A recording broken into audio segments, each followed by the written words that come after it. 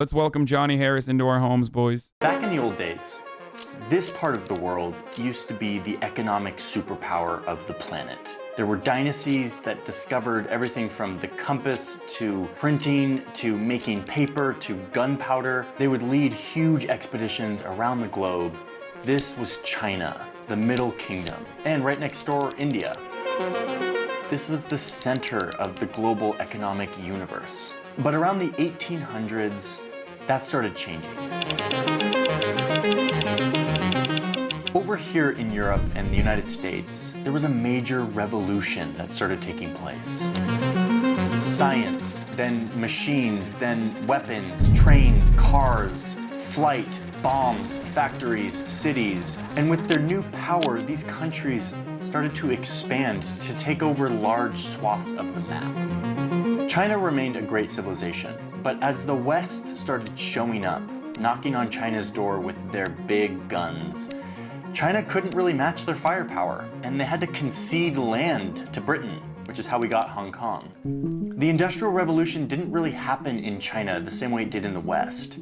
And by the middle of the 1800s, China began a massive decline in its economic standing in the world. A century later, that situation got way worse, as China was invaded by its neighbor, Japan. China's economy was no longer the prosperous Middle Kingdom, but rather a shadow of itself, a poor country that was being occupied by outsiders. Once World War II was over, the West devised a new global economic and financial system. It was modeled after the economic system that was working so well in the West. Capitalism, free enterprise, still with some government oversight and high taxes for the rich and corporations, but it was still capitalism. And after the war, this capitalism would go on to become a miracle for many countries, rebuilding Germany, France, Japan. For many in the West, post-World War II capitalism was like a magic elixir that was fixing everything. It was working so well that more and more people started to believe that we needed to get government out of capitalism and let the market just do its thing.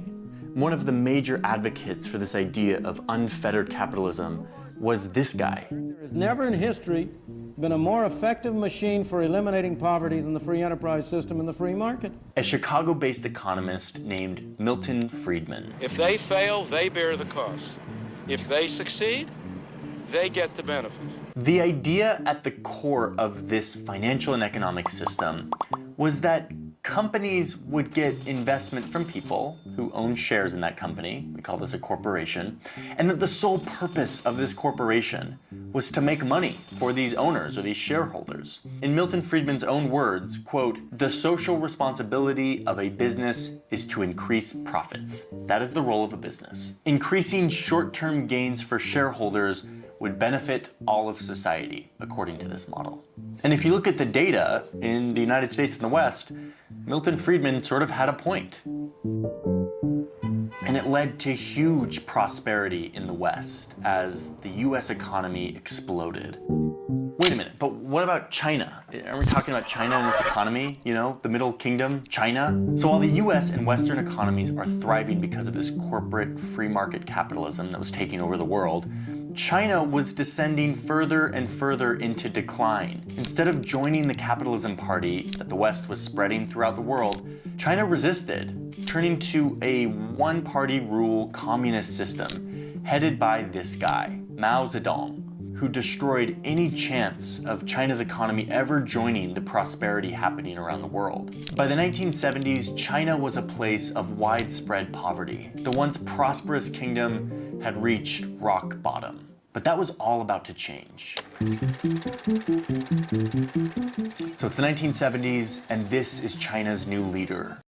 So is Johnny welcoming Deng into his home, dude? Is he like a Dengist? Like what's Deng Xiaoping. He came into power hoping to turn around this 150 years of humiliation in China, the decline of China as a superpower. Elsewhere in the region, China's neighbors had economies that joined the global economic party that was happening in capitalism, and they were thriving. They saw immense economic miracles and pulled millions out of poverty. Deng specifically went on a visit to Singapore early on in his term, where ethnic Chinese had adopted the free market and they were thriving. He felt inspired. The Maoist economic doctrine that had failed was over, and it was time to see if China could rebuild its economy, experiment. I'll go back to the fucking CNBC interview when they're interviewing the Robinhood CEO. Okay, I will go back there. Experimenting with some version of capitalism. But he had to do this carefully so as not to disrupt the one-party rule that China had created. So he decided to just focus on one little village, a sleepy village in southern China of just around 30,000 people, right across the border from the British-controlled Hong Kong, which at the time was thriving because of its hardcore capitalistic economy. Deng Xiaoping designated this little town as, quote, a special economic zone, where foreign companies could set up and invest in a very capitalistic free market. Hong Kong would sort of act as a bridge between Western businesses and this little gateway into communist China. It was still socialism, but with some Chinese capitalistic characteristics. What happens next is arguably the most mind-blowing economic miracle ever to have taken place on planet Earth. This little sleepy village that was the special economic zone in China exploded from a little fishing village with little more than a few thousand people and some rice paddies to a massive city of over 10 million people. The average income went from $1 a day to over $30,000 a year. This starts happening all over China, and meanwhile, the thing is, like, the thing that I don't understand whenever people talk about like foreign capital coming in and how they say like it's a product of capitalism, that foreign capital came in, or that capitalism uplifted China. I mean, it doesn't matter where the fucking capital is coming from. The reason why the country started advancing was because there was money. If you don't have money, it doesn't matter where you're getting it from. It doesn't matter what the purpose is of why you're getting it from. If you fucking open up the money faucet, then yeah, no shit, the country is going to start to advance. It's what you do with that money that is I think important. If you are able to throw your labor force at the problem as an infinite resource, pretty much, but then take the gains and distribute it evenly in comparison to how other countries that have more limited avenues of distribution as a consequence of IMF loans, then you're going to get China. You're going to get China's growth and prosperity. If you get money, but it's conditional aid, and that money is on the condition that you can only use it on other foreign companies that are coming into your country, and that condition is that you have to implement like rigorous austerity measures, then you're going to get literally every fucking country in the global south. So it's not necessarily capitalism that uplifts. It's not capitalism that uplifts the country. It's money and what you are allowed to do with that money. Since when was the Impossible Missions Force giving out loans? You're 100% correct. Problem is the CCP does not do anything of what you're talking about. The original investment and growth in China, and it still continues to this day, is still way more evenly distributed than what the conditional loans that IMF enforced on other developing nations, similar developing nations. That's the big difference. The USSR didn't invest in China, though. It was Western capitalist countries. Yes. And that is the fucking grand gamble that paid off in dividends for Deng. You clearly never visited. Everything I'm talking about in regards to Chinese improvement, everything I'm talking about in regards to improvement in mainland China or in China in general, revolves around where certain conditions were in comparison to where they're at now. I'm not comparing Chinese growth, or I'm not comparing where China is now in rural areas to like fucking Western Europe. Okay? That would be a silly comparison. I'm comparing where China was in rural areas, just like he did, like the fishing village that he's referencing here, turning from a fucking fishing village to a gigantic trade hub, is the perfect example, and is what I'm basing my opinion off of. Why does it seem so difficult to say China has good things with their economy and growth? Western liberals seem to ignore the social programs that have proven success in China. Because it's a foreign adversary, and every single person that lives in the West still believes in Western supremacy, whether they like to admit it or not, and they see China as like the unknown factor, another world superpower that is engaging in, I guess not engaging in, but like they're actively trying to become a hegemonic global superpower, and they are very successful in that. So of course, people are still reasonably suspicious or have a fear of the unknown. That's what it is. And there's also very legitimate criticisms that you can launch against that global superpower. He's talking about you in this rant about a guy stating historical facts? Wait, what? China's committing human rights crimes. They're harvesting organs from prisoners. We have work camps. Why should we have... What? That would be like praising the Nazis for giving people free Volkswagens. No, it would be like praising America while they still have Guantanamo Bay open, which is exactly what my take on China is like. Similar to America. Deng made a bet that Western capital owners would have more loyalty to profit than their own manufacturing industries in their own nations, and he was right. Exactly. Controlled Hong Kong, which at the time was thriving because of its hardcore capitalistic economy. Deng Xiaoping designated this little town as, quote, a special economic zone, where foreign companies could set up and invest in a very capitalistic free market. Hong Kong would sort of act as a bridge between Western businesses and this little gateway into communist China. It was still socialism, but with some Chinese capitalistic characteristics. What happens next is arguably the most mind-blowing economic miracle ever to have taken place on planet Earth. This little sleepy village that was the special economic zone in China exploded from we already watched this, global sorry. GDP. It became the world's factory. China joined this trend of other Asian economies and eventually passed them up to become the second largest economy on Earth. You can see this in a graph. This year, Asia will actually pass the rest of the world in accounting for more than 50% of global GDP. It is a massive economic transformation, and it explains why China has become so powerful. Okay, but wait. This is a very wonderful story about capitalism and its ability to lift millions of people out of poverty and to industrialize a country seemingly overnight. But there's another side to this coin that we need to talk about. I have two graphs I want to show you. They look like this. Okay, let's look at this one first. It's called the elephant graph. Do you sort of see why? Let's deconstruct this graph and try to understand what this says about the past 30 years of the rise of China.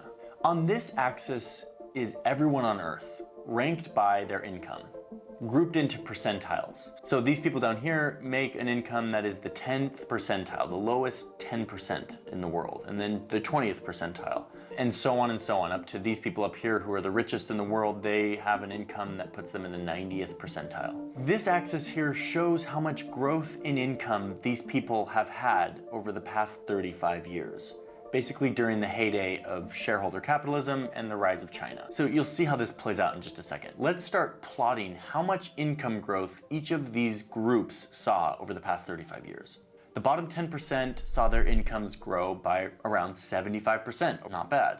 These are people who live in the poorest countries, who make the lowest income in the world. The 20 to 30 percentile saw huge growth in their income, 125% and more over the past 35 years. This is like the new middle class in China and other Asian countries who saw huge income growth due to globalization. They did really well under this system. But then you start to get to the people in the 50th and 60th and 70th and 80th percentile. This is basically people who live in the middle class in the West. Their incomes have grown much slower, sometimes under 50% over the course of 35 years, which is little over 1% a year. Not very much income growth. And some of these people in the West have seen their incomes shrink, like the blue-collar workers in Detroit and the Rust Belt whose jobs disappeared to China. So far you can sort of see why this makes sense. The people in China who benefited from this mass industrialization saw huge benefits. And the people here in the United States and in the West who saw jobs go overseas to China saw a way slower growth in their income. But watch what happens next when we get That was the dang bet that paid off. to the groups of people who are at the 99 percentile, basically the richest 1% in the world. And for this, I actually have to stretch out the graph to get us a little bit more granular. These are the people who have the highest incomes in the world. Let's see how their income has grown over the past 35 years. You can see that their income has exploded under this system. They're seeing tripling of their income in the past 35 years. Now, a reminder that this is 35 years of data from every economy on Earth. This shows everyone on the planet. So this gives us a view of who are the winners and the losers of this shareholder capitalism that has globalized to Asia and around the world. I wonder who are the winners and losers in that. The same dynamic plays itself out in every fucking facet of our lives, dude. The exact same dynamic. Everywhere. I saw the dude that trolled New York Post. I'll show that clip in a second.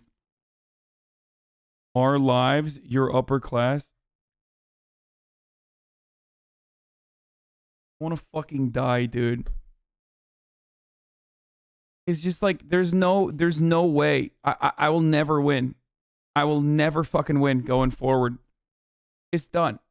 It's such a fucking easy fucking thing to say. Just like, dude, you're right, dude. You're right. Okay, I'm in the top 1% of the 1%. I'm gonna be fucking fine. I'm just gonna play video games going forward. Okay, fuck the poors. I'm putting all my money in a goddamn hedge fund, and I'm just riding the wave, baby. There's no reason to ever fucking talk about any sort of issue going forward, dude. No, dude, you fucking hit a hot streak, you get lucky, you work very hard, you get to a certain point, so that eliminates any fucking point that you've ever had, ever. Thank you, Mom.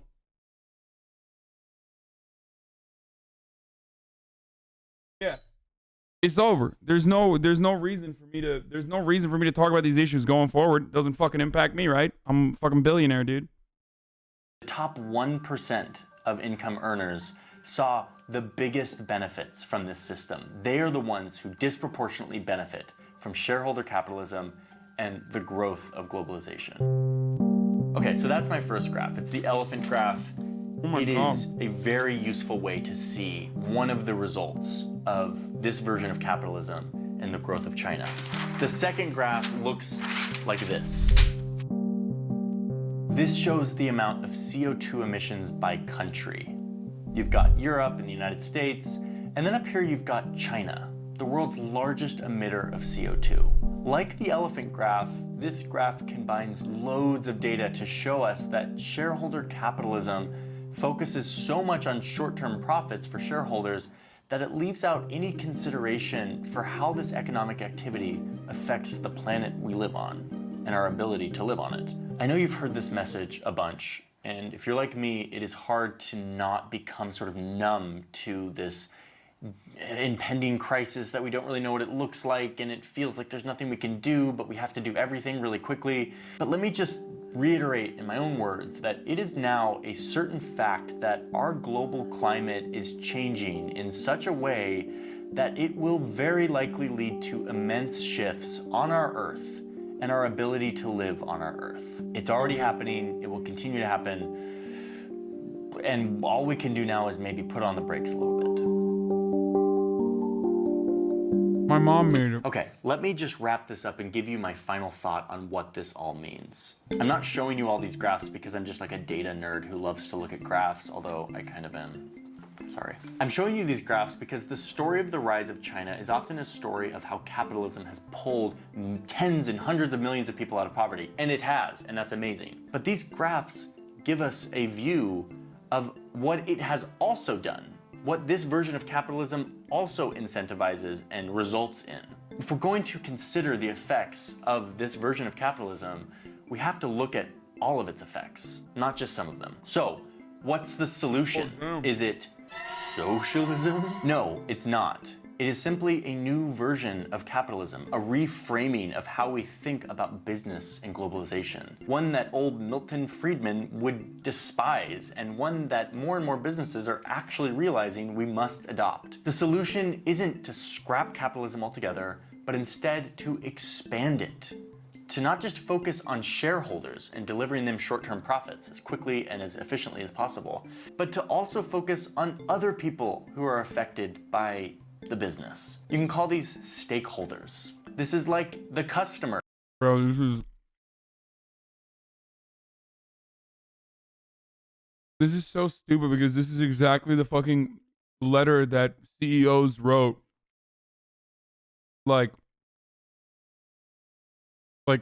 last year. Was it last year? Do you guys know what I'm talking about? There was a CEO collective letter that was sent out talking about exactly this. We must move away from, we need to move away because, I mean, they were talking about this at Davos, and like billionaires and millionaires recognize that the pitchforks are out. Okay? They see what is going on around them. If you pay attention to the things that they talk about, they constantly talk about how economic inequality is a massive problem and blah, blah, blah. All this shit is just a way to mitigate that while you, while still milking you dry as best as they can. It's not the inequality that's at fault here. It's you recognizing the conditions in which you exist, and that's a problem. So they're saying like they wrote a letter talking about how we're no longer going to put like the profits of our shareholders as the primary function under capitalist companies and whatever, but instead we're going to look at our stakeholders. Exactly the same words that he used as well in this video. It's bullshit. It's not going to fucking happen. Bullshit. And the suppliers and the employees and the government and the overall economy and the planet and, of course, shareholders. This is called stakeholder capitalism, and it's basically just an acknowledgement that businesses that focus only on profits for shareholders don't end up benefiting everyone. There are winners and losers. It's not good for a huge swath of the population, nor for the changing climate. Oh, and by the way, this isn't some fringe liberal idea. Some of the biggest companies here in the United States, like Walmart, Apple, JP Morgan, have signed on to adopting a new model of capitalism. This is changing, and yeah, exactly what I just said. Except the difference is I use that as a criticism. He's using that as like a reason why this is going to happen.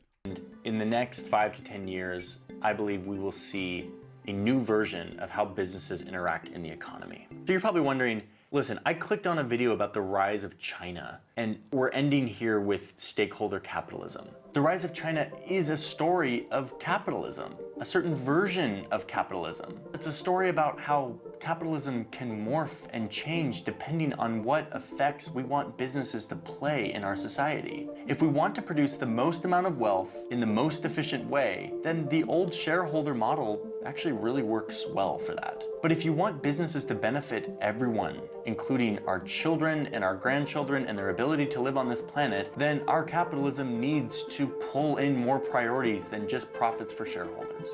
Dude, this is so dumb.